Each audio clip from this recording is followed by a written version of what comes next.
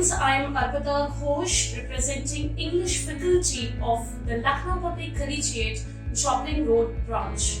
Today I have come here to give you some valuable tips so that you can score high marks in your English language paper. So ICSE class students, you ought to hear this video very carefully because it is going to be very important for you if you wish not to make those errors that students make and lose their marks in their English language paper. Now let us first talk about the syllabus of your English language paper, in which this time you have only the writing skills, which consist of composition, letter writing, notice and email writing.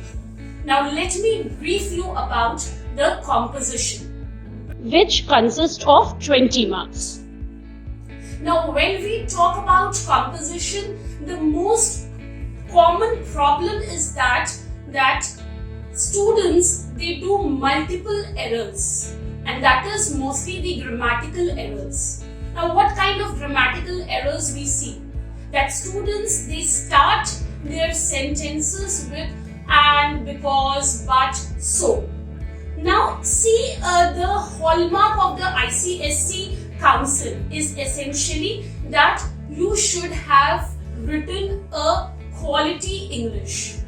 So do not begin your sentences with these conjunctions, which is a complete no. Now next important thing that we see, that students write bulky paragraphs. I will suggest you that write short and crisp paragraphs so that it is an eye catcher for the examiner.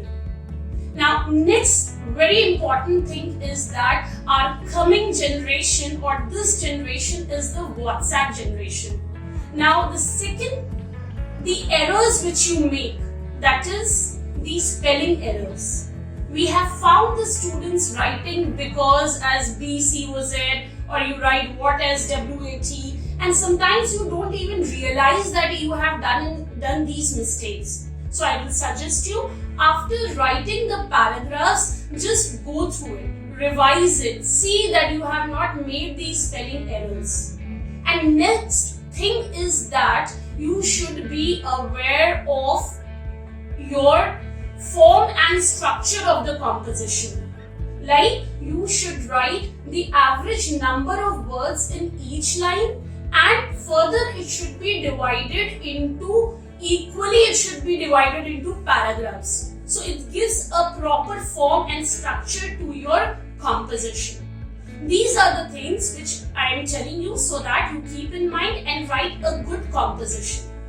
Now let us come to the question number 2, which will be of letter writing, where you have a choice in between the formal letter and the informal letter. That is your choice. You have to do any one of them. Now in letter writing, if I talk about, the marks has been bifurcated into format, content and expression.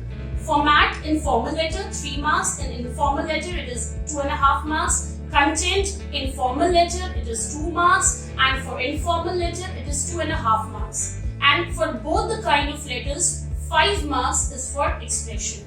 Now if I talk about format and content, usually students, they score full marks. Like if you have been taught and if you have learned the format, if you have read the question properly, you will be able to score high marks in format and content, like full marks in format and content. Expression, again, you need to check whatever I have told you in composition, and do not repeat the expressions and again. Suppose you are using some adjective to describe something, use the synonym of those adjectives so that the examiner knows that you have a command over the English and your vocabulary is good. That is the most important thing. Now quickly come to notice and email. Notice, usually students score full marks 5 on 5. Just go through both the formats, and whichever format has been taught to you, stick to that format. Email, only the important thing is that you need to check the address. The most common error which has been found, that using caps in between the email addresses, putting spaces in between the letters. So don't do that. Email address, write it properly without any space, without using the caps, and surely you can score full marks. I hope these tips will work with you. You will use these tips and do well in your upcoming exams. So all the best. Give your best, and I wish you a very best of luck for your upcoming exams. Thank you.